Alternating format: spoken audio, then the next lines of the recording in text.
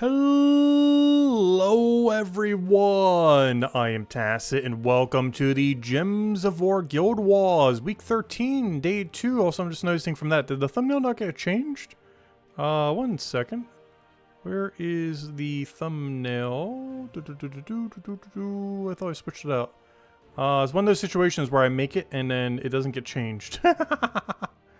Wait, one second. Oh yeah, it didn't get changed. That's weird. There it is. Or did I accidentally save the wrong one? Nope, I just didn't change it out. There we go.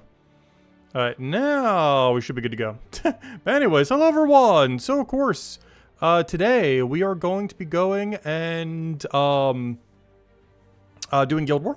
We actually have a lot of things. So Legends Reborn ended up starting up midway through the week. We haven't done the storyline for it yet. I figured I'd save it for tonight. We did do a stream yesterday, but it was at a weird time, so I figured I'd save it for tonight. So yeah, we're gonna go get all the stuff from this. Most notable thing, two things from this is we were correct. King Salinas is the legendary. However, they actually made the strongest possible mythic, the mythic one as well, the Wild King. Wild King is the one that does a billion attack and everything. Really good with enrage and attack the whole team. Really strong mythic. So pretty much the strongest thing they could have put it on is what they actually put it on, which I was not expecting. But yeah, it's pretty good. I'm just going to wait until it's available for free, of course, later down the line. But of course, it is available through the money thing to get it a few weeks early. And of course, if you go and partake in the questline thingy, you also get the Lapina Explorer pretty much maxed out for the pet, which is nice. That's the one, a really good early game one, so even better than it already was, even though it was already insane for early game. Beyond that, don't forget, if you haven't already, the weekly objective is still to get the stars. Really worth it. 320 of them. We use those stars to actually get the anti-extra turn mechanic, which of course does not work in Guild War. However, you know, it does work for other various game modes and everything. It is a 20% denial of enemies' extra turns, and it is pretty good. We're still trying to get over to the cleanse, so we're going to get this magic, then that attack, and then of course finally our cleanse. At which point we would probably then start pivoting back to, you know, magic stats and everything. Probably off for Purple Tree or somewhere else. And that's pretty much the game plan there. Anything else? Oh yeah, not retribution, whatever it's called, the compensation. So we finally got these. Did they make an official forum post yet either? I actually didn't check that. However, we did indeed get the mail in game. Did they make an official post on the forum though? Am I missing where this is? Because I swore they would have done this by now. But let's go read the in-game one, because I actually haven't read these yet. I saw that they were there. I made sure not to claim them so we could do them now. But let's go do them now. So, server downtime compensation. On Saturday, the 21st of March, the Gems of War servers were down for a large part of the day. Was that actually? I actually didn't even realize that. Because, yeah, I just took tribute like a few times and then was doing it later in the day. So I didn't even realize that during the day that even ended up happening. By way of compensation for the inability to play, we are sending you the following items: 250 gems, 50,000 gold. Oh, where's our 300,000 or 30,000? 50,000 gold, 1,000 souls, 250 glory, 10 gem keys, and 10 event keys. Nice, we'll take that. All right, let's go see what the other one is. It gypped us a bit on the 30,000 though, but we'll take it. 250. Server rollback compensation. So on Saturday, 21st March, due to the data error, we had to roll back our servers, aka giving everyone like 30,000 gems. We had to roll back our servers approximately 14 hours, losing progress made during that time. While we cannot restore your progress during that time, we are sending you the following compensation in its place. We got 100 diamonds, 300 dragonite. Ooh, nice dragonite, I need that. Actually, we're almost enough for that weapon and everything. 10 shiny keys, 100 gold marks, 100 burning marks, and 3 golden icons. Oh no, I might have to go use those to make sure we get top PvP this week, because now everyone's going to move up by like 15,000. But there we go. An apology for the dev team. After over a decade of relatively stable service... That's a line. That is a line and a half right there. Relatively stable service.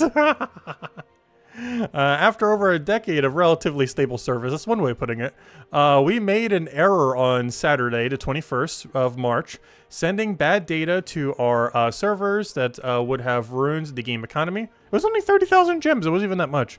Like, everyone has like over 100,000. Maybe not everyone, but, you know, newer players don't.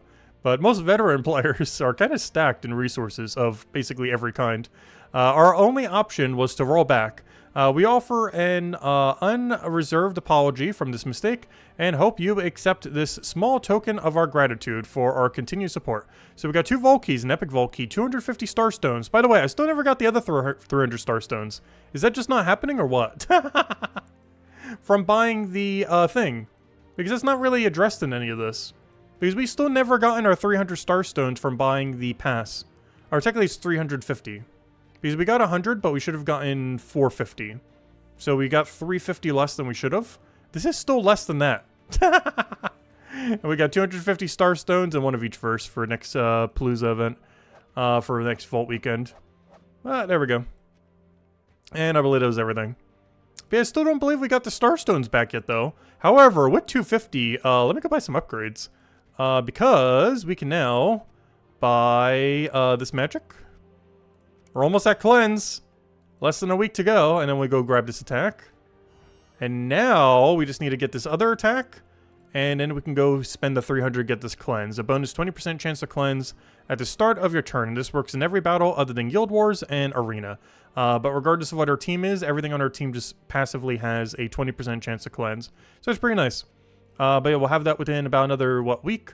Unless we do something extra for it next week, we're getting, 60 per day. Today is, Friday? So we'd get 120 this weekend. Then we would end up needing, what is that then? That would end up being 5 more days. So by next week's Friday, we should have it. Actually, exactly on next week's Friday, unless we get something else that gives stars between now and then. We should have this by next Friday then. So I guess next Monday video, I'll probably go over it then and mess around with it. Though we technically would have it for next Mythic video. So on the day that the Mythic's coming out, maybe we'll mess with it then. Because that should be the exact day of the monthly Mythic video. Right? Let me double check. Yeah, that's the exact day of the monthly Mythic video. So maybe we'll cover a little bit then. And then maybe the following Monday as well. But yeah, we'll finally have that cleanse starting on that Mythic video on whatever that Mythic's going to be this Friday. Or, 2 Fridays from now. Or, 1 week from today. Whatever next Friday is. Anyways, hello everyone. Hello Chris. Hello Tyrion. Hello Defiant. Hello Mulu. Hello Jets. Hello Ron. Hello Speed Factor. Save the gold icons for a new season. Oh yeah, you could have saved them for that. I guess I'll just use them now to secure our first place. Because I'm pretty sure we're in a pretty solid first right now. Or we were. But he moved up by 15,000 because of the thing. So yeah, I will be using them this week. It's because we're actually competing for first place here. So I want to maintain our deed book. So we will go and throw them down. If I can find where they are. And then we'll go do the dailies in a little bit. But let's go do the 3 gold icons we just got now. So we'll do this. Actually, don't even need to bother using them one at a time. Just to make sure that we end up getting the points. Well, if nothing else, at least we can claim these orbs immediately. Ooh, Silver Glory Orb. Not bad. And that's the only good thing we got out of that. But yeah, it's the second time we ever bothered spending 15 bucks for that. Was that worth it? For that Immortal, I would say yes. This might be literally the only PvP season where I would say buying the pass, definitively just worth it. As far as every other week, it's okay value. But, gosh, is that Immortal strong. We were messing with some last Guild War last night, or I guess during the day. But, yeah, he is really, really, really good.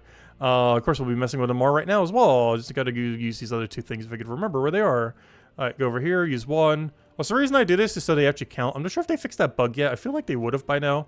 But just in case they haven't, we do this 1 at a time so it actually counts a score. This number it always counts for correctly. However, it's this number over here that, for the 1 to 80,000 progress, it doesn't normally count correctly for. So I'm just doing that to make sure that it does. But there we go. Anyways, but yeah, we want to do this just to make sure that we get the leaderboard here. Might even need to grind some bit on Sunday just to make sure we get it. Because we got to get at least 3rd so we get our free deed book out of leaderboard there. Ideally, even better than that if we go high enough. But bare minimum, we got to make at least 3rd. Currently, we're 1st, but of course, we're going to go down by then. But anyways, hello, hoping that's low too. Let's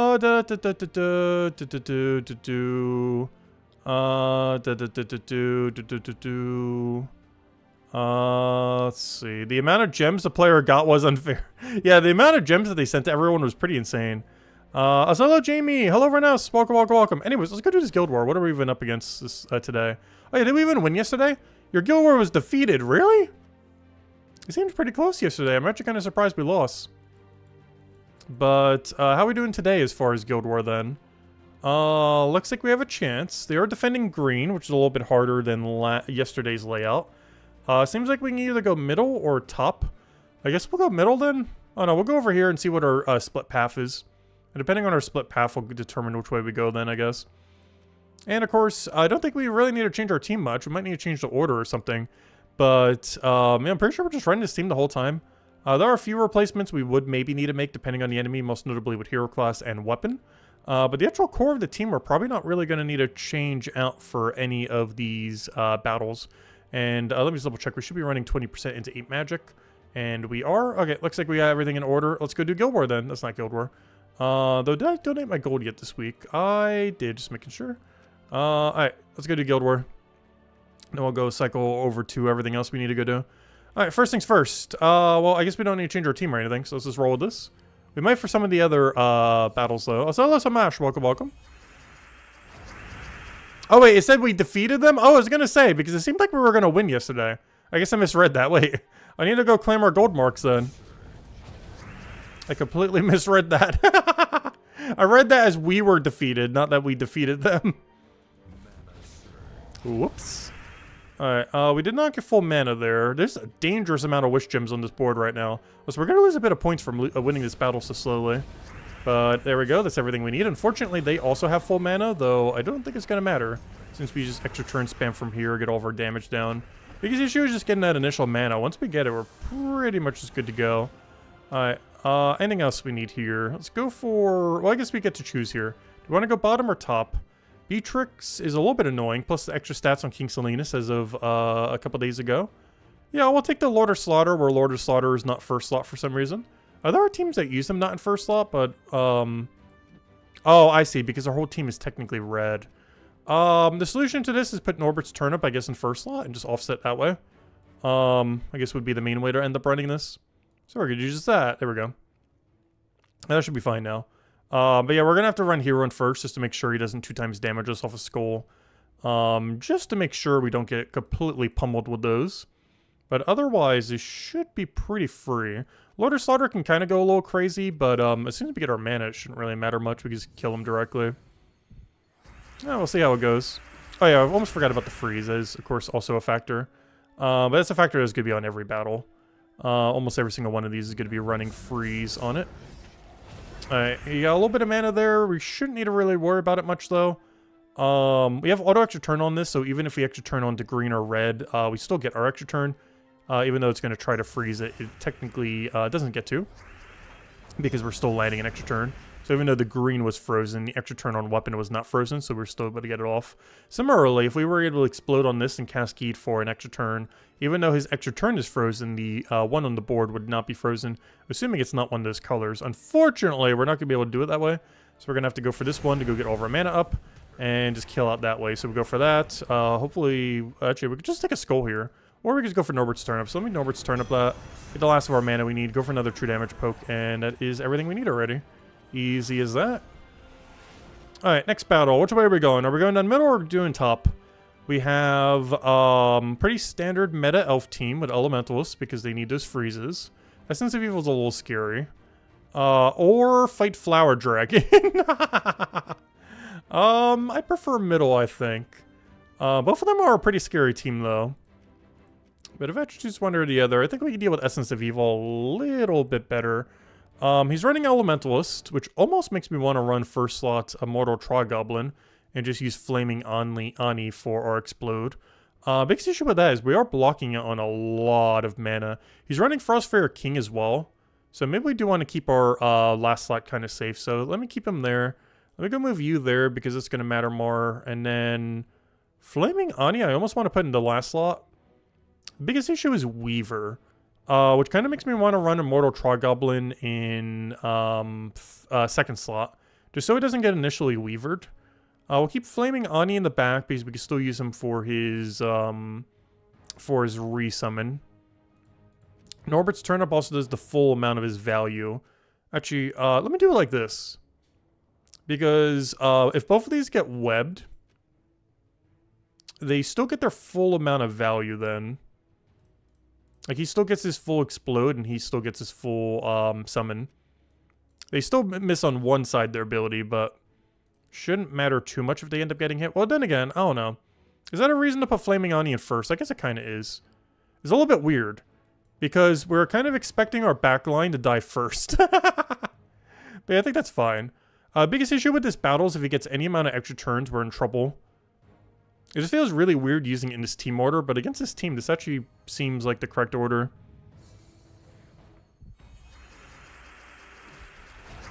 The main thing that matters is that this Trogoblin guy does not get initially hit by Weaver, which is why we want to have it in this order. Alright, we could take full brown mana for... Oh, no, we won't, because what's his name is in first slot. How do we do that, then? Because obviously we lose our turn if we take those browns. But it's also so much value that I kind of have to take it even though we lose our turn. So we shall. We did not get full mana there, which is not ideal. I could take a green into a red and hope double red falls from sky. We are not frozen on red, so there's a chance we get it. We did indeed get it. That is exactly what we needed. Actually, we even got 4 reds. We only need 2 to fall in a row. But yeah, now we go for our true damage. Boom, boom, boom. This is still frozen, so we can't do that. However, what isn't frozen is this, so we could use that to pop a star. We'll do it that way. And then that's all the mana we need. We win, and that's easy as that. Alright, that battle could have gone really bad, but that's about as smooth as it could have really went otherwise. Alright, middle is obviously Takshaka team. We knew this one was coming. Once again, Elementalist. Brown Storm, Barrier, Explode. Okay, no Submerge or anything like that. How do we feel about team order here? What do we care about first? Norbert's Turnip. I'm slightly tempted to. So we do it like this, I think. I think we do this order. Actually, no, we do this order then. It should be fine. Nothing we really need to worry about damage distribution-wise. That also puts our Mortal Trogoblin in the safest spot. Generally, whenever we're up against a team that has a lot of stats effects, we want to put this guy in the safest spot possible. The reason why second was the safest spot last battle was because they had Weaver that would hit our backline. But with a battle like this, they're distributing damage pretty evenly. So generally last slot would then be the safest spot because they're going to be doing extra damage through skulls. So anything further up is going to be damage pressure more. So whenever they're evenly distributing damage like this, fourth spot is technically safest. That's why we moved it to second the other battle. It was mostly because of Weaver. So hello, Mason. Welcome, welcome. What do we get frozen on? Brown again. That's really unfortunate for 2 reasons. One, he's in my first slot. But also because we got extra turn brown again. That's not ideal. What's his convert? He is brown to red. That's a little scary based on the current board setup we have right now. That actually gets a really, really high amount of value. I'm actually considering something a little weird. We can extra turn off our red, and I'm going to try it. I'm going to try to get red extra turn here. We did not. That is a little scary. We might actually lose this battle. This is the first time that we're going to have to deal with a lot of freeze on a team that is very bad being frozen. Okay, he's getting another Essence of Evil. Worst comes to worst, we basically have a Mortal Trogoblin as the only troop on our team. Big issue here, though, is he's kind of full mana blocked. So I'm just going to have to take probably a Brown Surge here and then try to hit him directly. So we'll take that. Did not get Surge. What did he hit? Okay, I think he just hit Trogoblin, so that's not really too big a deal. We are still frozen on Brown, so we can't do anything with that. Other guy's about to have full mana, so I guess we should go and try to get that then. Just in case we can end up going through with it. We'll take that one because that gives the least amount of downside. He'll go with a Takshaka there. He did not get a kill. Or was that just Essence of Evil? Okay, we got to transform on that guy, which technically helps us to some degree. Also, oh no, we just got resummoned from the other thing. No, that had to have been transformed because that was our, what's his name? But yeah, we got transformed. You could also do it because it's level 10. It's kind of funny that it transformed into a goblin because it could have transformed into literal anything, but just so happened to transform into a goblin. So we'll go for the double wish gem just to get everything we need here. We'll then go for a ton of true damage. Unfortunately, nothing actually died to that, which is not ideal. Norbert's Turnip's still frozen. However, we can still extra turn from the red or the green that it ends up doing. We can also do this for board control. I'm trying to see if we have anything cool that we could do here. We could end up doing it to take extra turn brown, but of course we're frozen on brown. I could do it to get a 3 times for the purple instead of an extra turn. We can also do it to pop the wish gem. I'm not sure if I want to pop the wish gem that way rather than use it for the explode. The other thing we could see is if we have some kind of weird thing we can do with the explode. I'm not currently seeing one other than maybe getting brown that we already have full mana on. Yeah, I think I just do this to get the purple. Even though we're not frozen on purple, we can still do this to get the purple thing. And then double check to see what our explode is then. Ideally, we can explode in a way that gives us full mana, or we just go for the wish gem. Which I think at this point we're just going to have to go for the wish gem then. So this does what? Everything but the corner, so we have to do it around over there or so then. Get a bunch of mana. If I can kill with this, I should. How much damage is this? What's your boost ratio based on? You remove a row. Does that still do damage on skulls? I actually forget. We can take extra turn brown, but we don't want that, so we don't want to accidentally set that up. I guess we just do it there. How much damage is that? 67? That is not lethal, which is the problem. Ideally, what we do here is cast this to kill this. But never mind, we already have damage off of that. Never mind. I'm like trying to calculate this out as if we didn't already have the guy that could just one-shot the whole enemy team. There we go. Wow, that thing is so strong. Alright, we got a Beatrix Maelstrom Dagonoff team with just Essence of Evil. It's a very quick green spam team. I guess the biggest issue with this is momentum-wise. We could go a little bit too slow, potentially. So this thing doesn't mean to insta-kill, right? Yeah. So worst comes to worst, we can just kill with that. Yeah, we should be fine. For the very similar reason as last battle, we should be fine just running Immortal Tri-Goblin. I'm going to do something a little bit weirder, though. We were a little bit weirdly blocked on mana last time. So I'm going to move Immortal Tri-Goblin up one, because this guy was kind of overly blocking us when he was frozen and everything. So I'm going to offset it just once. It wasn't that big of an issue last battle, but it was something that could have been an issue against a team like this. So I'm just going to move it over. This makes him a little bit more susceptible to skulls, but it makes it so he's not full mana blocked by something of the same color. So just in case, we should be okay there. Alright, I don't think we would change anything else. We're mostly just using this to tank for Flaming Ani. Though we could just go all in on Flaming Ani mana, so let me actually do that. As we do care about Flaming Ani mana a little bit more and don't really need to summon it in this particular battle. And if he does end up starting to insta-kill... Why? Every time! We're getting frozen on hero so often, I almost want to go put immune to freeze on hero. Of course, we could easily do that by changing hero class, so we do give up a lot of stats for doing that. Because we're getting a ton of durability from having pure Goblin team. Just look at that HP. Just one of the bonuses alone is 54 HP, not even counting everything else. Alright, I think we take green here and hope for purple from Sky. It's more in favor of him getting something than us, but I need denies green for Leprechaun, so I kind of have to take it. We have full mana here, so as long as we get lucky, we should just auto-win. So we just do this, go for the Explode, and we did not get the Wish Gem, but I guess we kind of don't really need it. This is frozen, so we kind of just have to go for it again. Did not get full mana. Do I cast Norbert's Turnip here? If it extra turns on green or red, we still get our turn. So I guess we're just going to try for it and hope we get a Maelstrom Dagonoff Skull kill. Or just an extra turn off the board. That works too. We're not frozen on red, so we can simply just take that. We'll go for the true damage again. And then we just need one more poke, which of course we do this to try to get the mana for. We got the Wish Gem finally, and now he's dead, and that's the battle. We had that one pretty smooth. Yeah, goblins are so free. Not as free as last week, but pretty solid. Also, did we just score the exact same score? Did we not just score 1,396 yesterday? What did I do wrong? We just scored 1,396 2 days in a row. But, yeah, we just got the exact same. Paragon check? Oh, we're definitely not on track for Paragon. I think we would have to be doing one of the better gem creation goblins to be able to do that. We go check, though. Yeah, HP Herm looks like they're way higher. I say that. Never mind. We're actually higher than them. Hold up. Are we? 1794. Wait, we are. Hold up. This is actually a Paragon week. Hold up. If we just keep duplicating that score every night, which so far we have, we scored... Actually, let me go do the divide on this. If I go divide this by 1,000... What was our score again? What did we just score today? Let me go divide that by 1,396. Didn't we literally just score the same thing back to back? If I could just do that 2 more days in a row, we'll be golden.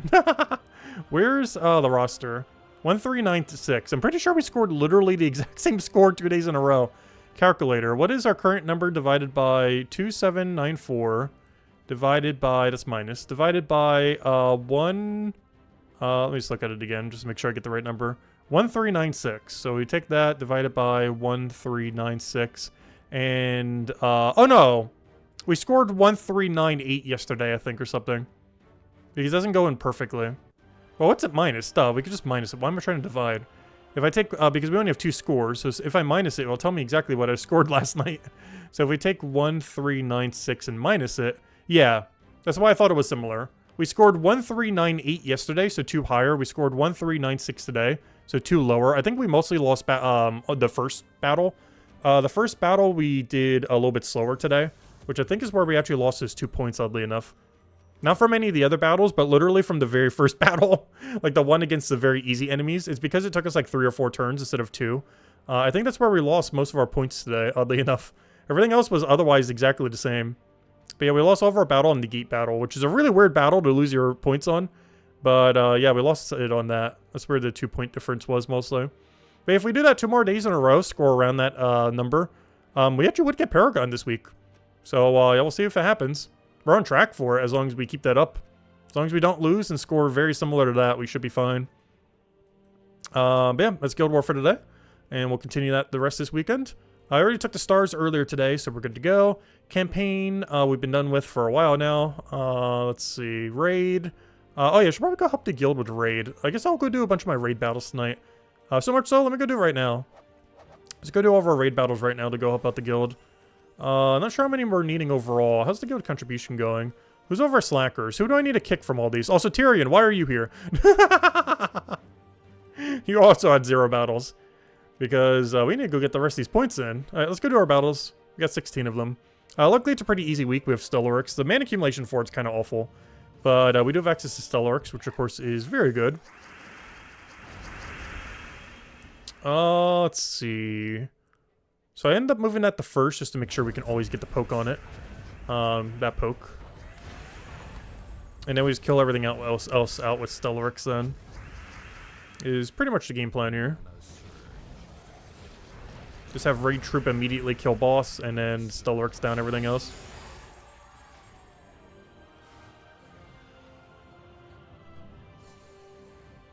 But yeah, we are on track to finally get Paragon. We still have not gotten it since the new system.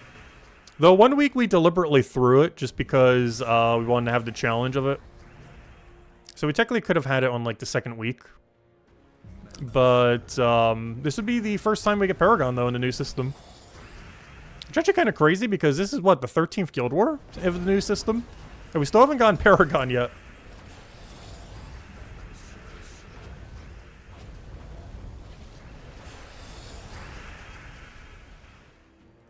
I should probably go kill this thing already. There we go. Not sure why I saved him for last, but I guess I just didn't want to block my mana any.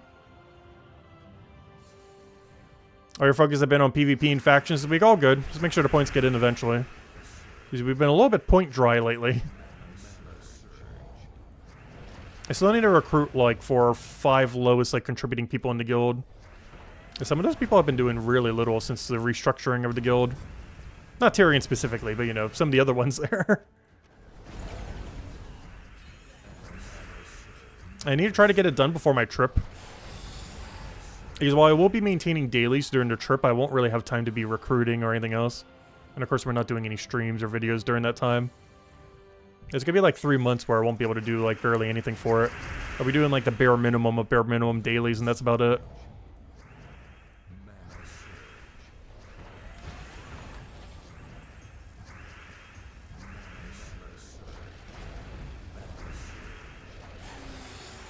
Because the other problem with that is that also means the guild event I probably won't be able to contribute as much to.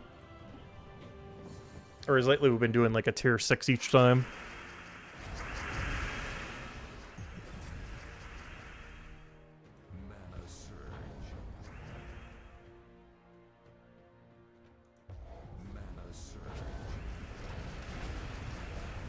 As I still can't believe it's almost here. It's like 2 months from now. Also, in about a month from now is the 8-year anniversary of the channel, and you still need to double check before it gets closer. But we're actually getting really, really close to the anniversary of the channel coming up. It's April 23rd.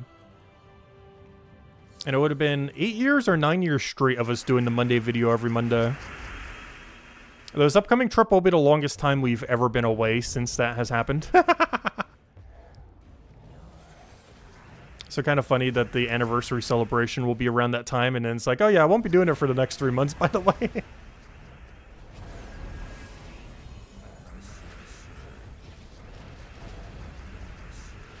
As many times as I've slacked, hey, I haven't slacked on it that often. Maybe a little bit here and there in the past.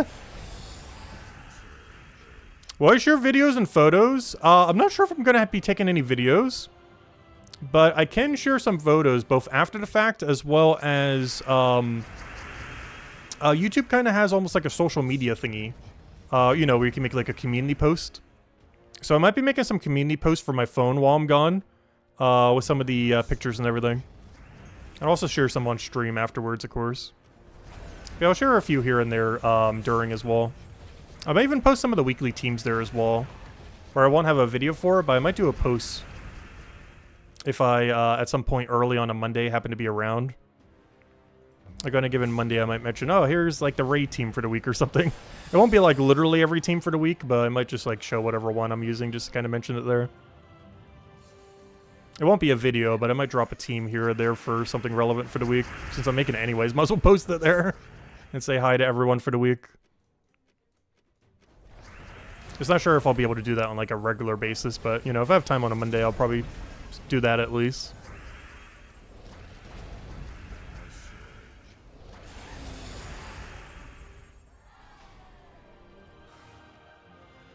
But yeah, I'll probably be taking a lot of pictures while I'm there. I'm just not sure if I'm taking any videos or anything. Because the phone I have is, actually, which phone am I going to be bringing? Oh, it's actually kind of funny. I think I'll be bringing the phone that Isabel gave us when she ended up upgrading hers. Because I can't bring my family phone I have right now, or the one on the family plan, because it doesn't work internationally.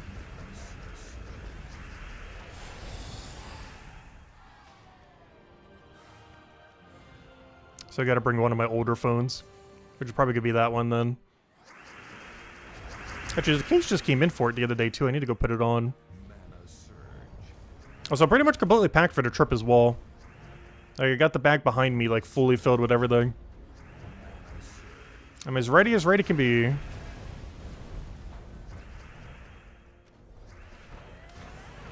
Take a pic in a Hawaiian shirt and a straw hat.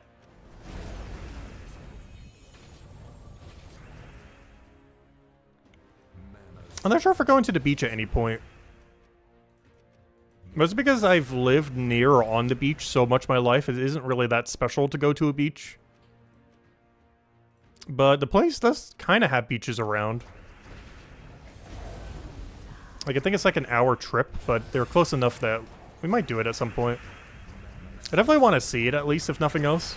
Because I've only ever seen the Atlantic Ocean. Technically, it's all one big body of water. But I've technically never been to the ocean on anything other than the Atlantic. I've seen it from, like, as low as Florida, and I think as high as Canada. Or at least one of the states up there.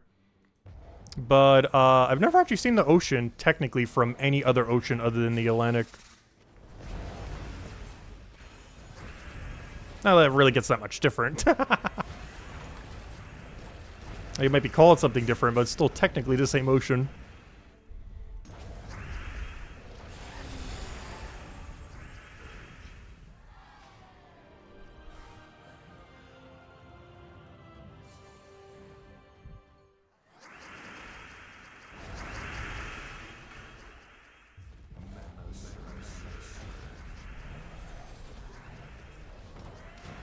Oh, we're getting to the point we don't one-shot anymore.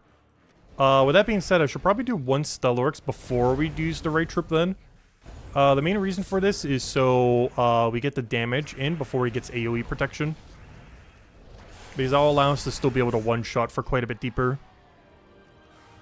Or at least one cycle it down. Because now it's surviving our actual one-shot. But if we throw the 246 damage of Stellarix, we'll be able to still kill it out for a lot longer duration. So now I want to deliberately stall our damage then. Until Stellarix gets the full.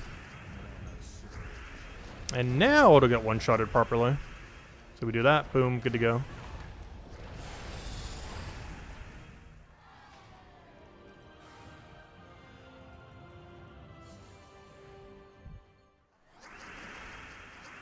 We were in a three-way tie for Paragon yesterday, were we? I didn't even double-check the score yesterday. Yeah, this is a very scary Guild War week. Even though... oh, I did it wrong order again. Whoops. Even though goblins are really strong, they're really weak to freeze. Like, absurdly so. So if you get Essence of Evil and a few other things, you could die pretty quickly. Like, things can start going south really quick, even though goblins are pretty strong. Because the only way to really cleanse for Goblin with goblins, or, you know, with Zijin, is to run the Green Hammer. But the problem is it's 18 mana blocking you. And it only uses one color. It's a really, really clunky weapon to try to use. It's basically the only counter we have for, you know, freeze if we want to cleanse or something. That and using the Immortal, of course, is the other counter. And technically using the Impervious Troop is somewhat a counter. I wouldn't say using the freeze immune one is though, just because it's so much elemental, so they have stun freeze. So to that degree, that one red-blue that has freeze immunity doesn't really help. But everything else does. Oh yeah, I just realized something. If I kill everything with Stellaryx, I could just take a skull. I almost keep forgetting the raid slaying troop has skull damage. I didn't think about that till just now. That's one of the benefits of having it in first slot, because I almost never run it in first slot. If we have something really good that can kill everything simultaneously, I could technically just kill everything simultaneously and then just kill it with a skull. That is an option. It's an option we almost never use, but it is an option. Like, just kill literally everything and I'll take a skull and he just dies. Like that. Well, maybe not die, but you know. It takes a lot of damage. He's taking 5 times whatever your skull damage is there. If he had Enrage somehow, we'd be able to do it. Despite War Gears having quite a bit of Enrage, Volpacia itself does not have that much Enrage. Like, War Gears in Volpacia don't really have that much Enrage. War Gears in other locations have a decent amount, but Volpacia specifically, I don't think has a single instance of a War Gear also having Enrage, despite the typing having a good handful of them.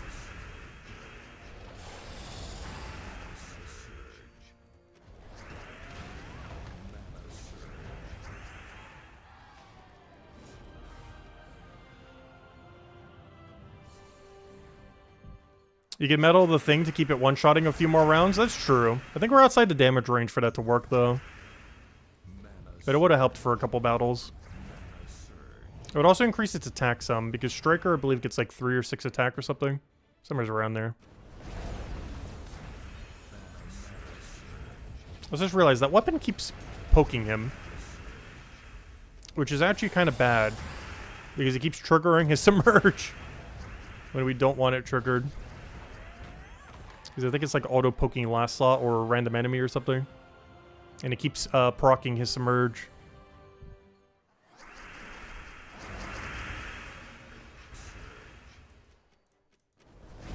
Yeah, it looks like it's hitting a random enemy.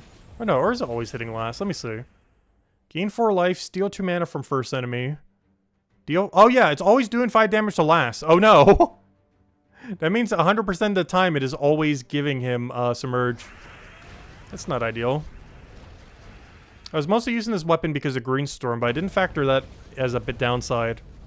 But the 5 damage to last enemy keeps proccing his Submerge over and over again. Which is really bad. As it keeps making it so it counters the whole Stellaryx hit. Otherwise we'd be able to get it early. Oh, also, he's about to hit us once here. Not much we could do about that. And he hit the correct troop as well.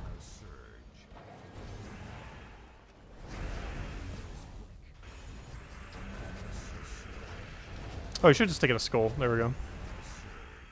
Yeah, that was a somewhat sketchy battle for a raid battle. Oh, we almost got the next reward as well. We're almost there. 3 more tiers to go. I'm not sure if we're going to be able to finish that within 2 days. Because I don't think the higher end here is going to get enough points without some of the lower people also doing some. Luckily, Tower of Doom is pretty easy to get, even with the slightly lower contribution. But some of these other game modes have been quite a bit tighter as far as completing them.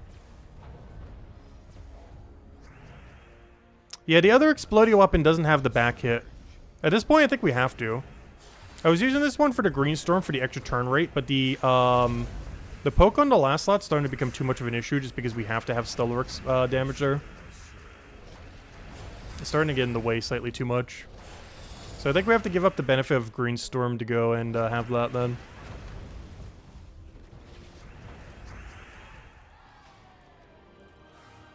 Alright, let's go get the other Explodio weapon. Is this one? Yeah. Wait. This one also hits the last enemy. Wait, what? They both hit last enemy.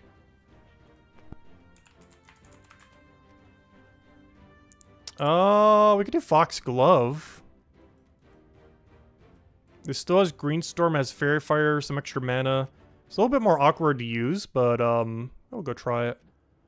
Convert all green to a chosen color, or explode a gem and create 10 green. It's a weird converty optional weapon. It's actually not that bad of a weapon. It's very situational though.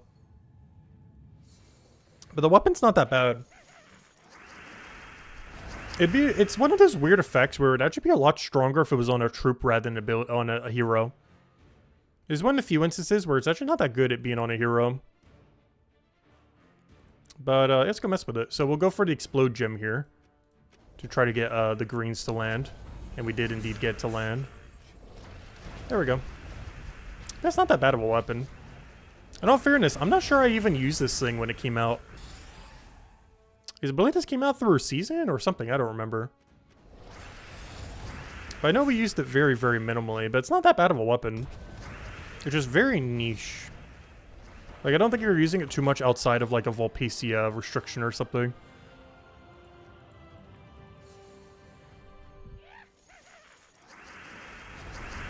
But the weapon itself is not that bad. Because if you have alignment on green convert, you could just use it for that. And if you don't, then you can explode a gem in an area that has almost no green and then just create a billion greens. So for example, right now, it would be really good to do it on something like yellow.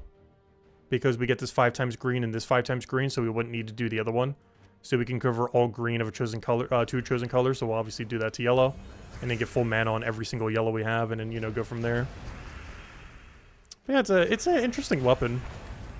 There's a lot of niche use cases. Like right now I could do it for brown. So basically if you don't have green alignment, you can use it for that. And if you do have green alignment, you can simply just put it immediately onto it. But if we don't, we could do the explode into 10 green and try to land it that way. But since we do, we just convert this straight to brown and get full mana and everything.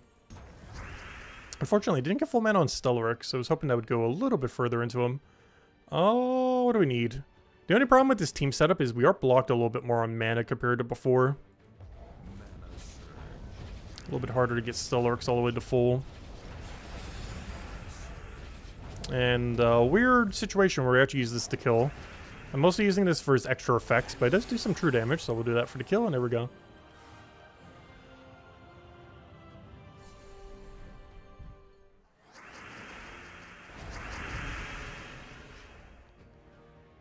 So here is an area where we probably want to use the explode. So we're going to do this to get a bunch of green onto the board. Unfortunately, we pretty much missed. Oh, we have all the mana we need now. Get our poke, get our other poke. Still within one-shot range if we cast both of them, which is nice. We're getting really close to that not working, but it is still working at the moment. We're doing Stellarex into the Wraith Slayer is actually getting a kill.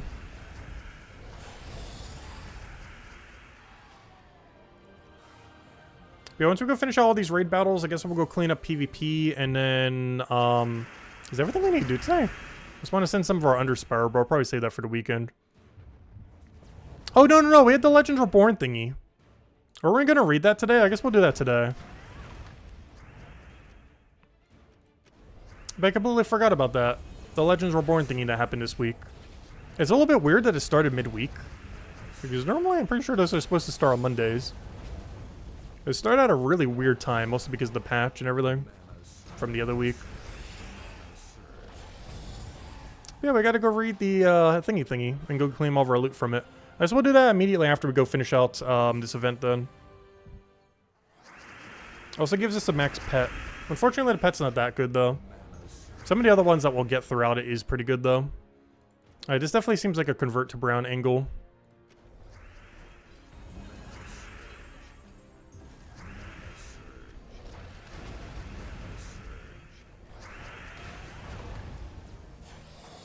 And it seems like a convert to brown angle again.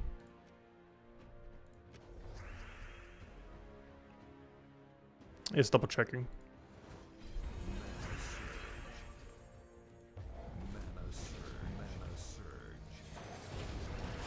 He resummoned just for it to immediately die.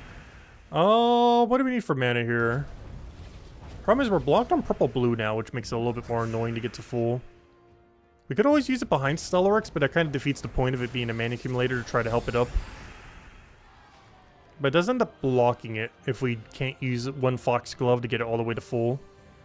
Because the big issue with Foxglove, which is a big issue with a lot of mana accumulation stuff like that, weapons or otherwise, is it doesn't feed mana back to itself. Well, I guess the one explode, but you know, most of the mana that it does not feed back into itself.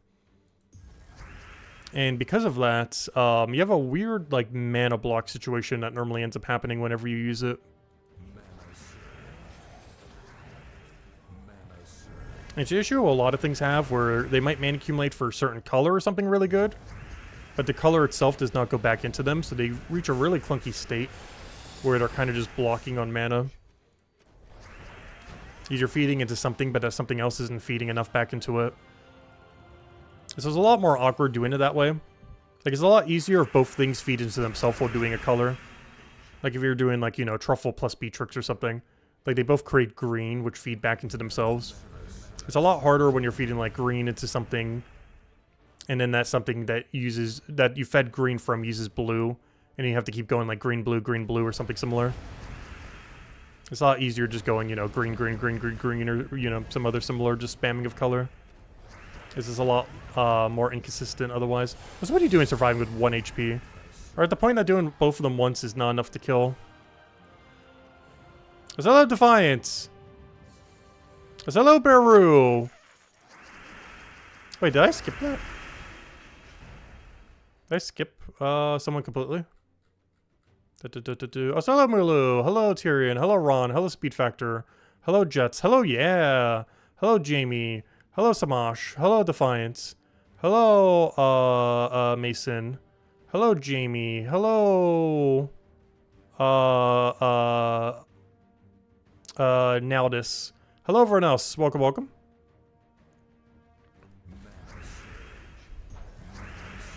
Alright, take our mana.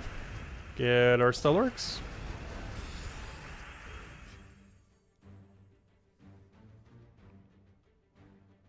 Oh, you were translating the above message? Oh, my bad. I didn't realize that. Send greetings to Baru. Hope the area is doing fine.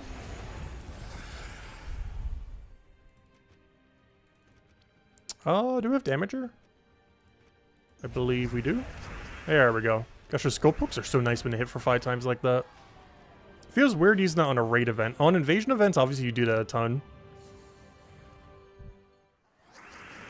But it's gonna feel weird traveling internationally for once. I'm not really gonna be traveling around when I do travel, though. Like, I'll be traveling out, but once I get there, you know, I'm not gonna be, like, traveling to, like, a bunch of Europe countries. Maybe at some trip eventually, but not this trip. Not with these gas prices. Let's see. Luckily, I bought the ticket before the... Which is actually amazing, because I do follow the news and everything. So literally the night the Iran war started, I bought the ticket. Because I knew gas prices would go up like crazy. So I'm like, should probably buy this immediately right now. Which I did. Because I was looking up the exact price of the tickets now. They're about $500 more than what I spent. So I saved like $500 by following the news. Like literally the second they struck, it's like, oh yeah, let me go buy the ticket. Oil's about to skyrocket. Let's see. I'll take that one over.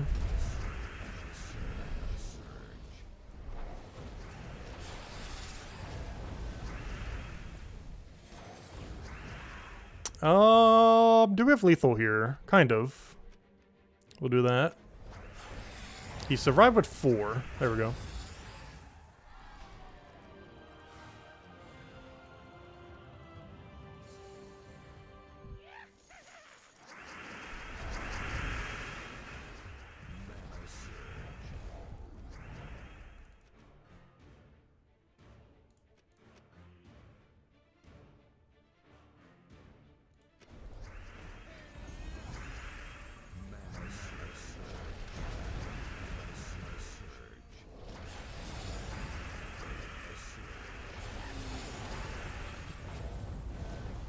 Oh, please don't hit first. Oh, good. He didn't even hit anything. Perfect. Oh, no. That's not lethal, though. Wait. Oh, no. How do we do this? I can convert to yellow, and we should be fine.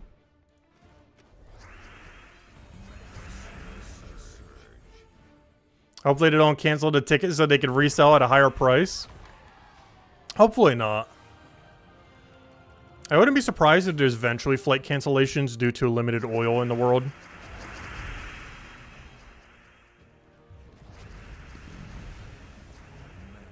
Or at least in the Western world.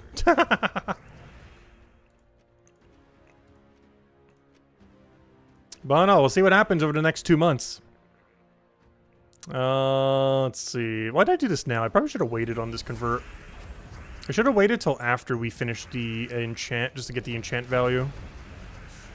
I guess we got full Stellarix back, so I guess it won't matter here.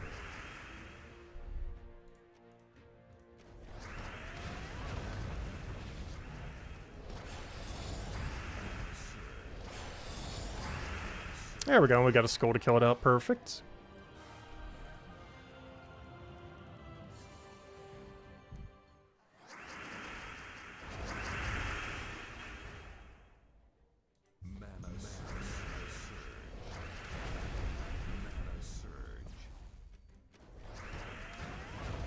Oops, I forgot to take an extra turn the previous turn. That's a little scary. He's been getting way too close to full mana during these battles. Like multiple times over now. He's gonna automatically gain full mana from enchant, luckily from this guy's enchant. Because he already used his first enchant, but he got a second enchant from the other thing. It's kind of the whole reason why that mythic is there for the most part. We're using it almost exclusively for enchant bless. Or so for the enchant, because the bless isn't really helping much against Maelstrom Dagannoth. Or whatever that Dagannoth is called, Toxic Dagannoth. Alright, looks like we have 4 battles left. And then we'll go read through the Legends Reborn thingy thing.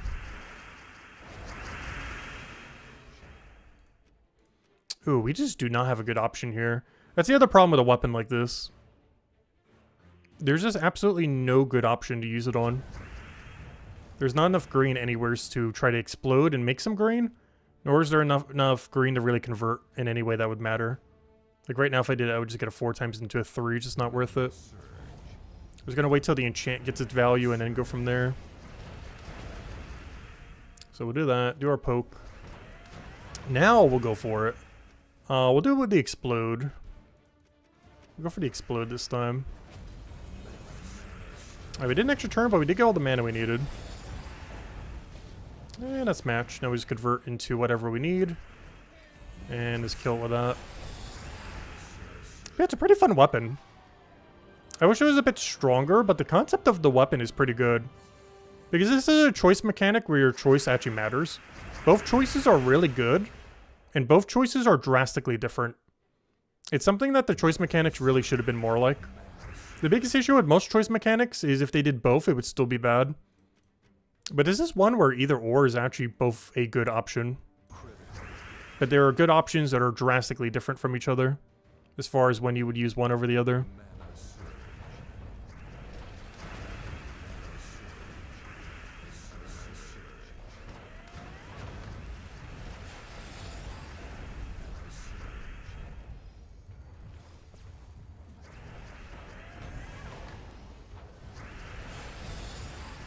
Which Wand of Stars is kind of like that. But I would say both of its 2 options are kind of similar. Like Bless Curse and, you know, creating gems or creating gems.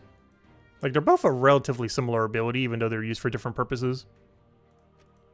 Whereas the 2 that are on that weapon, while they're both green related, they are 2 drastically different ways to manipulate green. One is converting them into a different color, and the other one is, you know, actually creating them.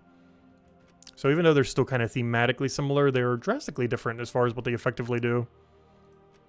Whereas the 2 Castle Wand of Stars are pretty similar. Like, the alignments are a little bit different and everything, but what they ultimately do is kind of similar. Though they are different enough that I would kind of put Wand of Stars as one of them that is different enough. And we have tied highest score. Not sure how these other people got. Oh, Valraven difference. So these guys got Valraven luck. We got unlucky on Valraven. But otherwise, we all got max score then. It's just Valraven difference. Alright, so things we still gotta go do. Dailies, check. Campaign, check. Raid, check. We just did it. Guild Wars, check. We're currently Paragon. Legends Reborn, that's what we're doing next. Let me go clear out the other daily thing. Under Spiral, we'll ignore and let some of our torches stack up. Dungeon, let me just go clear it. Come on, top 3, top 3, top 3. Oh, we get the guess the door. So last time it was 4. But we end up choosing 5 based on the vote. But guess the door. Wait, is this the second guess the door in a week? Feels like we haven't had it in forever, and this is the second one this week already. But the previous guess the door did end up losing. But we'll see what happens this time around. So I could have sworn, weren't these normally at the top instead of the bottom? Did YouTube move this? YouTube keeps doing like small little updates like that. They keep driving me crazy because they like smallly changes stuff. Like it'll just be a very, very small tweak of some kind. But, yeah, it's at the bottom now instead of the top. I could have sworn that always appeared at the top before. But now it's at the bottom. Partly your fault? All good. Everyone wants 5 again, though. We're gonna get double forward, aren't we? It's gonna be 4 twice in a row, but 5's gonna win both times. Because 5 won last time and it was 4. But if 4 wins this time, it's gonna be 5. Yeah, we'll let the voting go for a little while. Is there any other daily I need to clear out real quick? I guess technically PvP. Let's go clear out PvP and we'll let the rest of the votes go in and then go clear out dungeon. What do we have to do for PvP today? Oh, we actually have to do a lot. We gotta go do Undead, Mystic. No. It was Undead, Goblin, and whatever the other battle we gotta go do today. Which either Groshnock or Elf. Which I think I'll just do Groshnock because we have a really easy win condition. So let's just go get some free magic real quick and then we just go clear all this out. YouTube's trying to keep themselves busy. YouTube always makes so many weird changes. It's actually insane how many products of Google has failed over the years. And it makes me wonder how YouTube has never failed. YouTube has just kind of become like one of those platforms that's like too big to fail. They could do everything wrong with YouTube and it still somehow will not fail. It's almost like a utility at this point. It's just too big to fail.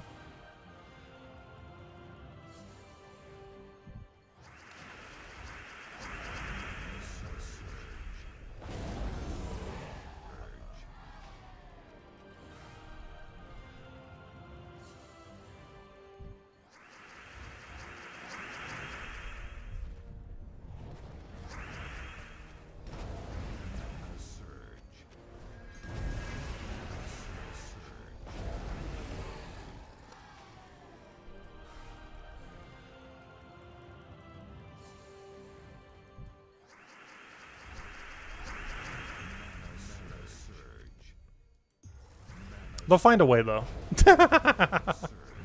They'll eventually find a way.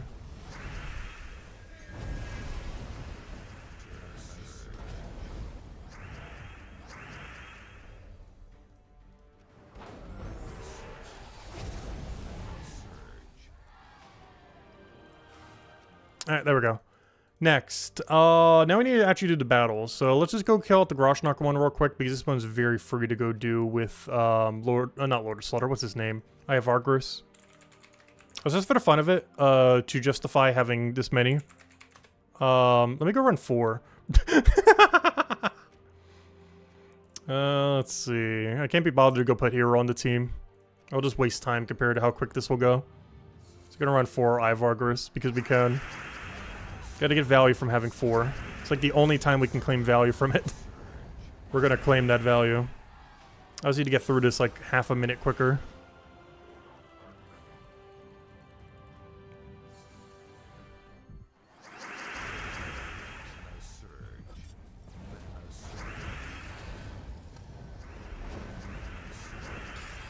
But that's what happens when you have more diamonds than you know what to do with. Like, this team saves 10 seconds? Ooh, I gotta go for it. Because we might need it to save 10 seconds eventually. Because the resources aren't saving any time if they're just sitting there.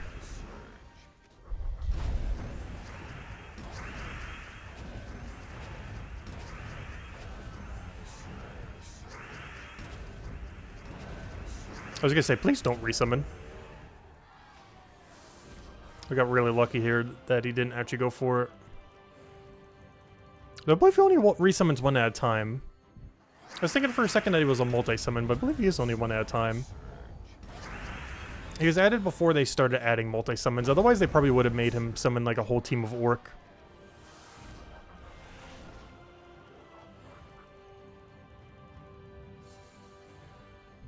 Actually, that'd be an interesting final trait.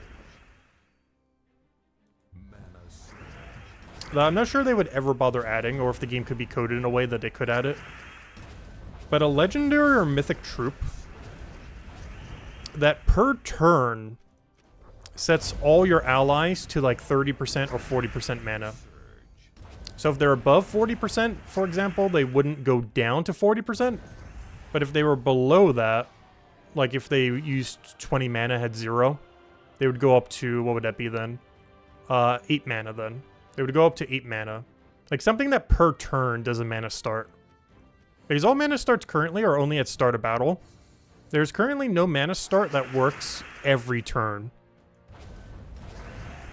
Because that'd be a really interesting concept. Even as a mythic that starts all allies at 25% mana per turn. That way when you cast a spell, everything would just go straight back up to 25%. It's a very interesting potential trait. I'm not sure if that's something they would ever add, though. But there's a lot of niche instances that'd be kind of nice just for that little bit extra mana. Oh, come on. We're one battle short. I gotta go do one extra. So we did all the ones we need for the Citadel battles. Because you're allowed to use one and still be fine, but I gotta do one more to go get the silver marks real quick. Oh, there's one of our Val Ravens for today, or Val Hawk, whatever it's called. Alright, all battles here done until tomorrow. Alright, next. Let's go do... So we gotta do Undead and Goblin. Oddly enough, I think the Undead team was already made, right? No. It was Goblin that we ended up doing. Yeah, Undead's gonna be a little bit more annoying. Alright, let's do that first, because we still have the 2 Valhawks, I guess. What do we want to run for Pure Undead team these days? Pure Undead's not particularly quick. Oh wait, we could use Ossifer here, right? This is Midnight. Isn't this ancient, Yeah, it is. Okay. We can run an Ossifer team. Which is basically the entire team now. What do I want to do to feed him? Like I say, I'd be surprised if this category doesn't have convert to purple. It does. And we just run Wand of Stars with whatever then. So we do that, and then just run... I don't know, do we want to offset with a damage? Because I'm kind of considering doing like Archmagus here or something. But whatever I use has to be purple. Like whatever we choose here has to be a purple troop. What is the most... Oh, Pharaoh, duh. Oh, we can even double Pharaoh. I'll go just go to a single Pharaoh, though. And then we just go Archmagus, and then we go Banner, probably just double purple. And that should be everything we need. Yeah, let's just roll like that, then. Might not even need Wand of Stars, honestly. I do need Archmagus, but Wand of Stars isn't really doing that much.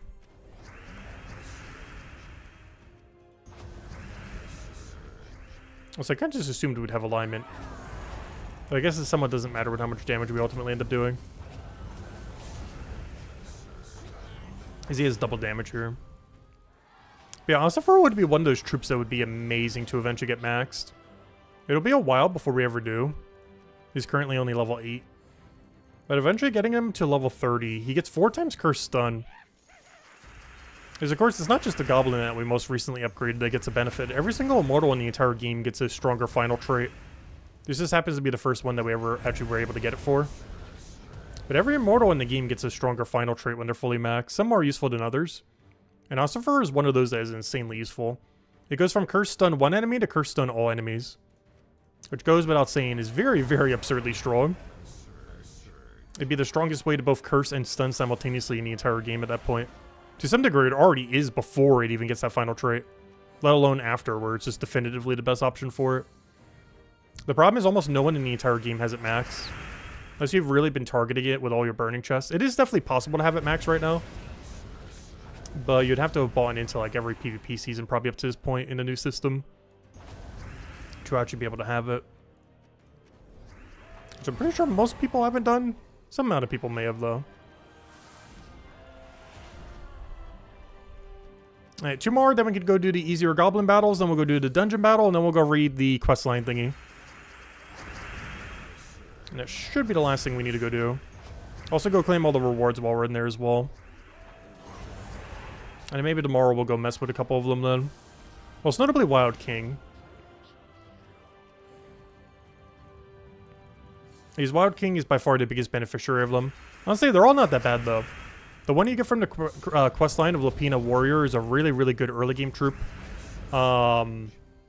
The King Salinas is 50% mana start to all wild folk, which is a really good one to get it because he really needed it. It was one of the few that I was really hoping would get it. And out of every mythic that could have gotten it, they put it on the strongest one possible for once, which is kind of funny. Because normally they don't. I think the only other time they put it on like the strongest possible option was when Takshaka ended up getting it. Which makes Takshaka even more broken than it already is. But it was also one of those that got +5 to all stats. But I'm actually kind of surprised they put it on King Salinas. I was expecting them to put it on Wild Queen to make it more in line with King Salinas. But no, they just put it on the stronger option rather than putting on the weaker to try to make them more even. So now there's even a bigger disparity between Wild Queen and King Salinas. I mean, not King Salinas. I mean, Wild Queen and Wild King, I mean. King Salinas got it too, but I meant Wild King, Wild Queen. Because they put it on Wild King, but didn't give it to Wild Queen. Despite Wild Queen being weaker than Wild King.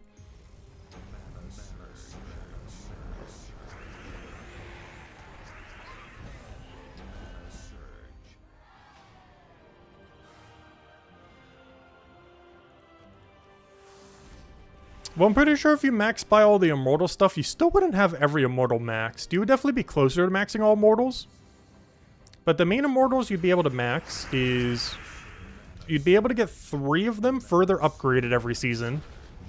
And you'd be able to get whatever the new one is for the season maxed. But the problem is there's 2 troops that come in every single season. So even if you max ball into the PvP thing every single time, you still would not be able to max every troop in the game. You'd be able to always max whatever the focus troop is. And you'll be able to get, like, some catch-up on some. Like, at least 3 of them where you'll be able to catch up greatly on them. But at no point would you ever actually max everything in the game. Like, the rate that Immortals come in is basically higher than the rate that the material to upgrade them comes into the game. That could change in the future, of course, but more Immortals come in than what you could even really max for.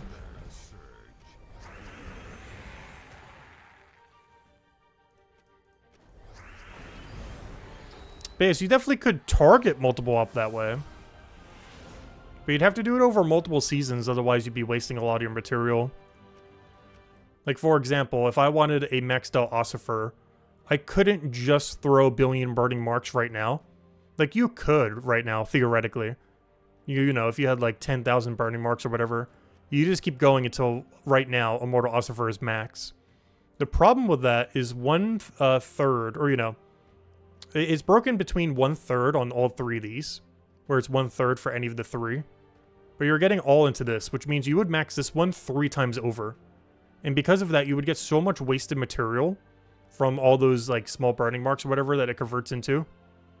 So you'd be wasting a lot of material, so you kind of have to spread it out. Like if you were to try to, let's say, hypothetically max out Immortal Ossifer, you would have to max out 3 whole entire events, where you max out this, whatever it is for a given season, while Ossifer is one of these 3. But you have to do that 3 times over the course of 3 different PvP seasons. Otherwise, whatever this is would get upgraded 3 times to max, just to get Ossifer to once to max. So to be able to do it without wasting resources, you would have to go do it, you know, on a season like this, but then do it like next season, but then also do it on a 3rd season, so that you max 3 of these, or, you know, 3 of these, but then you also end up maxing 3 of these, where you max out Ossifer and, you know, 2 other ones, but every single time also gets that equal amount of benefit. But yeah, you would have to be over the course of 3 seasons to be able to do it. You could technically do it in 1, but you would waste so much value, just because of how many excess copies you'd be getting of the target one. So you pretty much have to spread it across at least 3 seasons to do similar. But if you were to do so, yes, you would max out Ossifer within 3 seasons. If you bought the past 3 times, did absolutely everything, and made sure to dump all those burning marks when Ossifer is there, it would technically just take 3 seasons to max him, or anyone Immortal for that matter. If there's just one that you really want to max. Alright, what else did we not do? Oh yeah, the easy one. Oh no, I just did it. Okay, we're done with PvP now, right?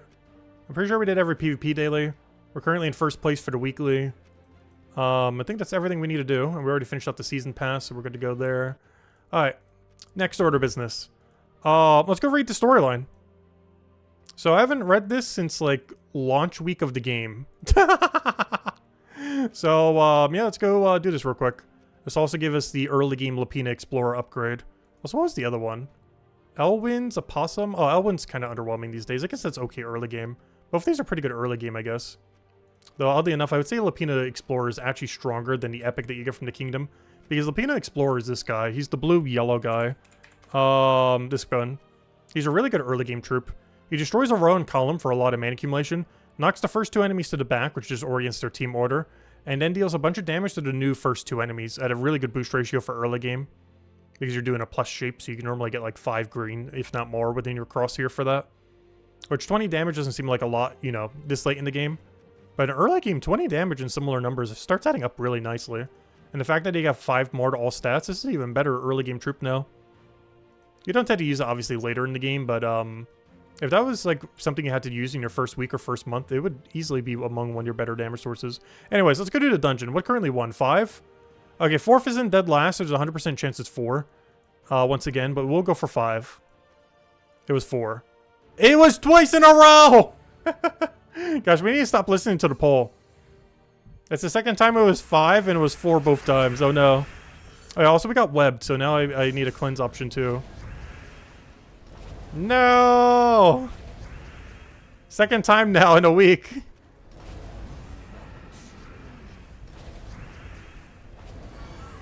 A literal exact same instance happened already this week. That happened, I believe, on Monday. Now it happened again today. Very unfortunate. Alright, we did that, we did that. I think the only thing left now is, yeah, let's go do a Legends Reborn reading. Pan's Vale was quiet.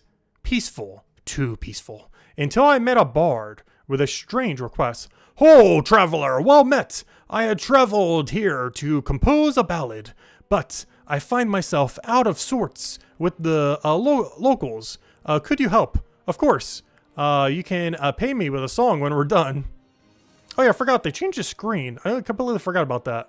They made it look like Puzzle Quest 3. They made it look like their other game. They even have like the scores as if it's their other game too. Why though? They literally just made it look like Puzzle Quest 3. Like everything about that screen just made it look like Puzzle Quest 3. Because that game had that screen way before Gems of War did. The way that it shows the 2 team scores, which matters a lot more in that game than it does in Gems of War. The way that this whole screen looks and everything, the way that the pathing works. I almost forgot that they updated the screen to look like that. Because it's only like the second Legends Reborn since they did that update. Like Puzzle Quest 3 has looked like that for several years now, but Gems of War only recently looked like that as of the last half a year. And only for this screen. Most of the other screens don't look like that, of course. The locals had been dealt with. The Bard introduced himself as Elwyn, which also gets +5 to all stats after this week from this Legends Reborn event. Now, about the payment you owe me a ballad. How about I compose a ballad about you? There once was a hero who entered the Vale, who was destined for greatness, and this is his tale. Oh gosh, it's gonna rhyme the whole time, isn't it? The ballad was just beginning. Oh gosh, he's gonna rhyme the whole rest of this storyline, isn't he? So, wants to help me compose some more of the song? What did you have in mind? There's a tribe of pesky goblins nearby. Maybe you could deal with them. Fight them. Hopefully the song gets better. Oh, why wouldn't it let me click? There we go.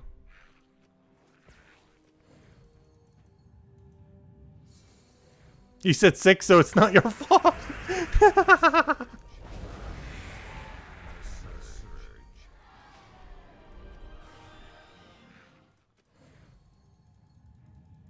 I just realized that new screen skips the other screen.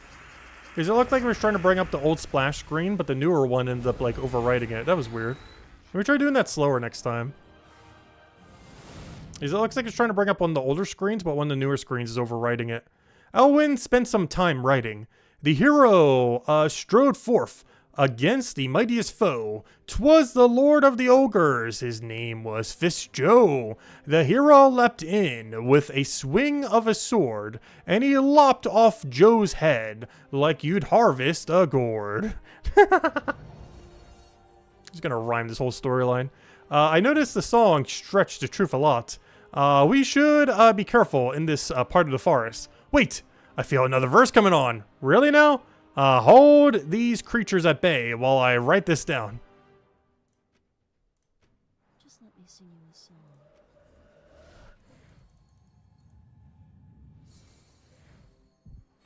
Your character voice sounds identical to the bard.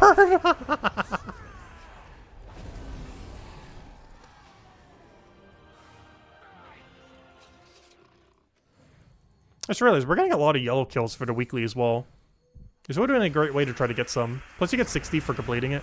Of course we're going to get that done automatically. If you haven't gotten your 200 yellow kills yet to go clear out the Legends Reborn, you get 60 from the event, plus like another 40 from the event just for how many yellows you kill. This is a pretty yellow-green dense area. But it has a lot of yellows.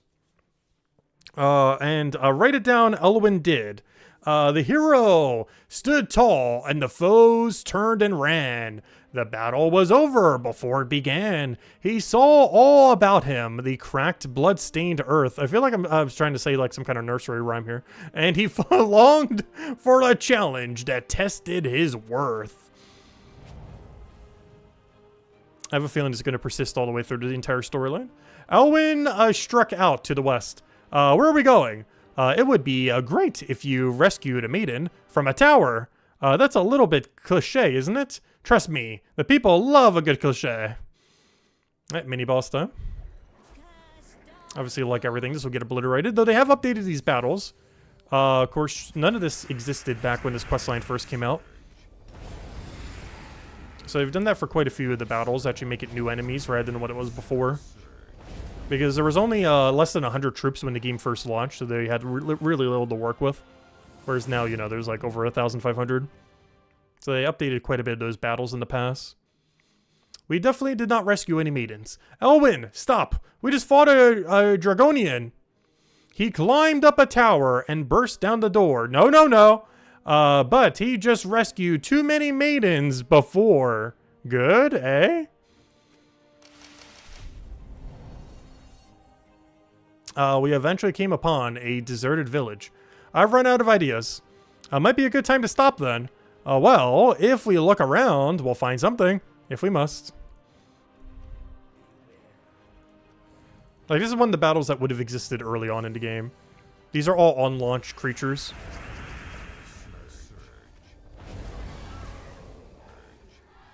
But some of the other several ones, they actually end up updating. But this is another one that everything here was on launch.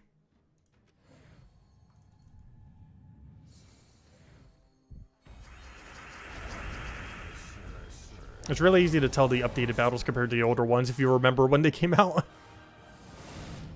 These are just so few when the game launched. Elwyn suddenly looked inspired. I have it! Silence is the answer. Listen to this. He had wealth. He had fame. But he longed for much more. Okay, not bad. The world had grown quiet. It was not like before. It had grown very quiet. My ballad needs some action. Look, Elwyn, there's something off about this place. If I can just watch you fight an epic beast, everything will change. Let me guess, Black Beast? Because that existed back then. Though, it used to work way differently than it does now. Very well, just one. Let's see. Oh no, it's just all the beasts that existed at the time. Oh no! This one actually did not exist back then. So they actually changed this one up slightly for some reason. I guess just have more creatures like that. Satyr, Hippogriff, and Pegasus did? Actually, no, even... Wait, did Hippogriff? No, Hippogriff didn't even exist at the time either. Yeah, only Satyr and Pegasus would have. Actually, now that I'm thinking about it, did Pegasus even exist? I know for sure Satyr did. That might be the only thing on this team that actually did at the time. These two definitely didn't.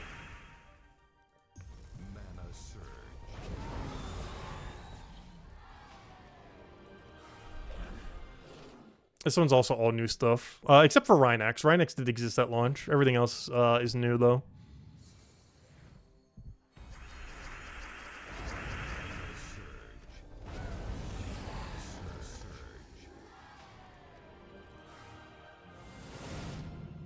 We defeated a Rhino Gore, which is why that was still in the team, because they had to keep the dialogue consistent. Because that was the only thing that was actually still the same. But something was still not right. Elwyn, if we travel on, it will get dangerous here. One should suffer for their art. Listen to this. 2 cuts from his sword, and he'd finish the beast, and the hero rode home to a troubling peace. Good, eh? I wonder what this whole thing sounds like back to back, if we were to say the entire thing. Because I have a feeling he doesn't repeat it at the end. It grew even quieter. I see. I see what you mean. The forest is so still. This isn't natural. I feel the silence pressing on me. Something is wrong with the creatures here too. Oh yeah, Silent One is the main legend from this location. Also, is that an all on launch creature team? That is. Some of these work differently. Like this did not used to have armor tier back in the day. This, I believe, also didn't have barrier back. Actually, they changed his ability quite a bit compared to what it was. Blade Dancer and Siren, I believe, are unchanged from what they originally were, though. Siren didn't really get good until it got empowered, though, from 2.0.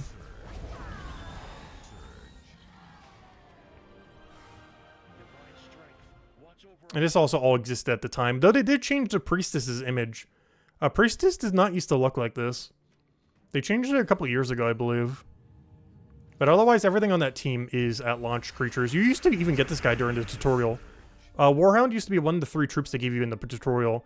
It was that one blue lance guy from Sword's Edge, this guy, and I believe a normal goblin, like that green goblin. I believe those were the 3 troops that they gave you during the tutorial back in the day. I think it's something like drastically different. Knights from Whitehelm were in the Vale. They fought. We were daemons. Why? We don't look like daemons. They were tracking something evil. This will make a great ballad if we survive. It became deadly silent. Stay still. What's happening? Undead. They're everywhere. This one is also everything that was at launch. You could tell because they keep repeating the same undeads as well. Because there were so few for every category. Like at launch, there's probably like, what, 10 undead troops? Not even. Even less than 10. Like that's half the undead that was in the entire game at the time of launch. So they kind of keep repeating whenever there's undead battles.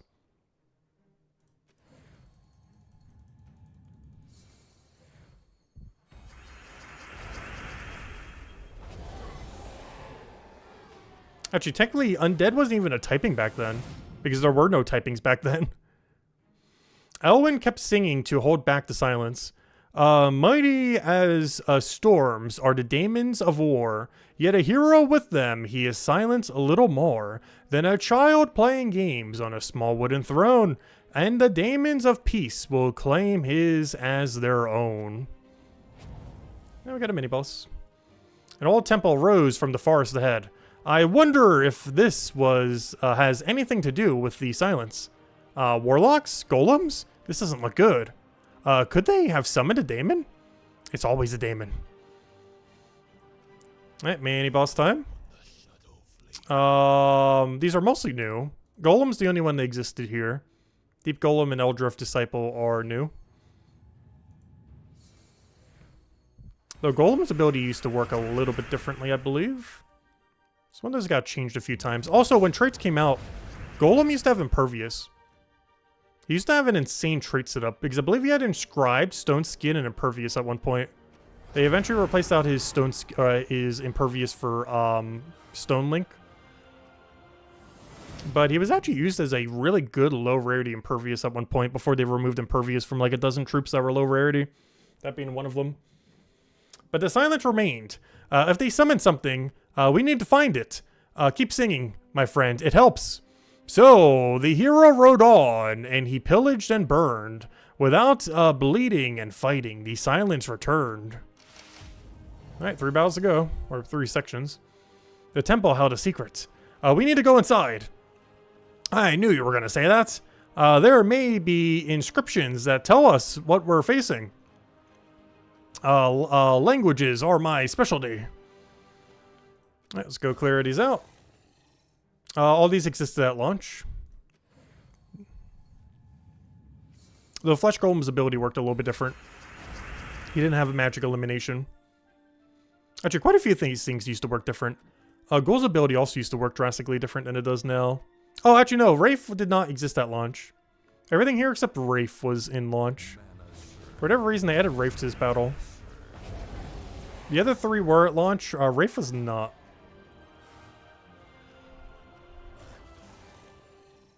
And did we just fight the same thing again? Isn't that the same battle we just did?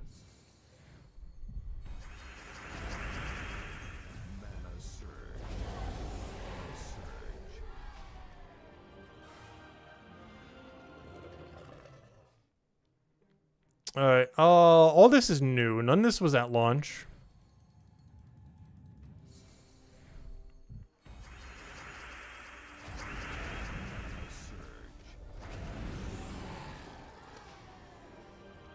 Alright, there we go. This wasn't a temple. It was a prison. An ancient daemon has imprisoned here, or was imprisoned here. What else does the writing say? Its name is difficult to pronounce, but it translates to the Silent One. Dun dun dun. Silent One actually used to be pretty meta. It was at one point the highest attack value in the entire game. And there used to be no immune to silence. It also didn't use to silence itself. So if you get 4 times silence on the enemy team, you kind of just like auto 1. We left the temple. We needed, it was really slow though, because mana accumulation options were way worse than it is now. We left the temple. We needed to track this Silent One. We need to follow the Warlocks. The Warlocks? Why? Because they'll be following the Daemon, and they're much easier to track. All this except for the Deep Golem exists at launch. Though Acolyte's ability did work a little bit differently than it does now. I don't believe it had random stacking at all, if I'm not mistaken. It was like literally just create brown gems at one point, I'm pretty sure.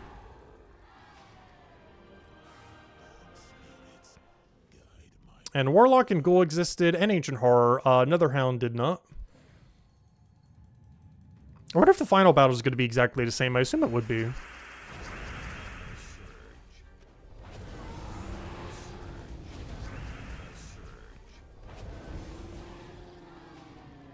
Let's see what we have here. The silence pressed on us like a madness. Elwyn sang to hold it back at bay. To quiet the silence, the hero told lies, that his motives were noble, his actions most wise, till he realized the truth of what you can fight for. You can't fight for peace, you can just fight for war. This is it then? How can I help? If we defeat him, he'll be sealed away once more. So keep singing, my friend. Fight the silence for me. The Silent One awaited. Let's see. Was this battle unchanged? This battle was changed, oddly enough. Deep Golem did not exist and Hellspawn did not exist. Ancient Horror did and obviously Silent One did. But they changed up half this battle. I believe before it just used a bunch of Strixes from the location. Or not Strixes, whatever you call those. Like all the various creatures from the kingdom.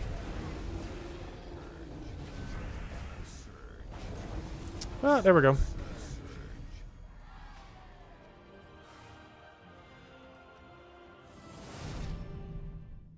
I finished the final 2 lines of my ballad. So bards and heroes, our fates interleave. For in silence is madness, and in music is peace. You're quite inspiring, if you don't mind. I might travel with you a while longer. Elwyn joined us, and we traveled on. There we go. Alright, let's go get him maxed. As he is one of the things that you get from this. So, from doing the quest line, we get the good early game troop max, the Explorer here. This is for Lapina Explorer. You would never really use this much later in the game, but in Arena and in early game, it is absurdly good. So to have +5 to all stats to that if you started recently is nice. We also get to get some copies of Elwyn. So of course this is the one from the storyline. He's way weaker than the one that we just got maxed though. He's actually pretty much dead content compared to Explorer here. As Explorer here is basically just a way stronger version of him in almost every situation. But I'll go claim all this. And then the one that we can get for gems is pretty decent. Of course, it's about 1,000 something gems, but we end up getting a whole gold glory thing from it, as well as a few other knickknack stuff like all the food, 10 Imperials, which is huge. Just the 10 Imperials alone is worth it. But in doing so, we also get the maxed version of King Salinas. King Salinas is the 50% mana start to all wild folk. Its ability is rather average, but it has really good traits. It has Impervious plus 50% mana start to all wild folk. So gaining 5 to all stats kind of brings it a little bit more in line with where a normal troop is. So this is a really good one. So we'll definitely get it. Though this is worth it literally just for the Imperials alone. But you also get the orbs, the food, everything else on top. And as far as the money ones, obviously we're not going for that. However, the money one is actually pretty good. It's for King Salinas, which is the the guy that enrages everyone and gives them a bunch of attack while also creating skulls and feeding back to himself. It's a really strong skull spammer, one of the strongest few in the entire game. Like easily top 5 in the category of things like Ossifer and Lord of Slaughter and stuff like that. It's the top 5 strongest skull spam troop in the game.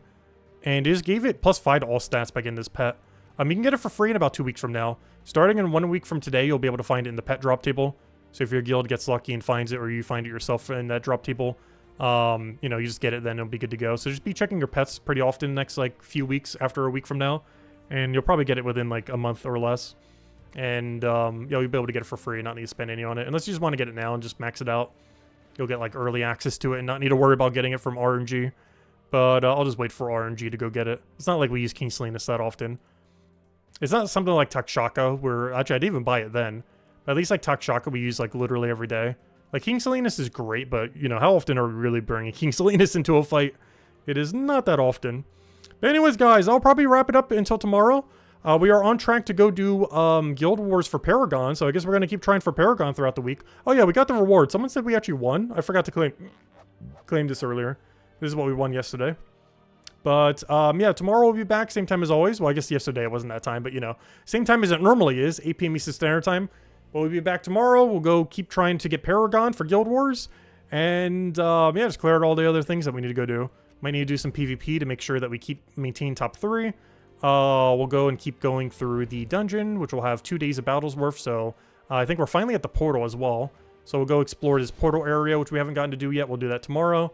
And then, yeah, we'll go from there. Hope you all have a wonderful weekend. Best of luck with everything. And I will see you guys soon. Goodbye, everyone. And thanks for watching.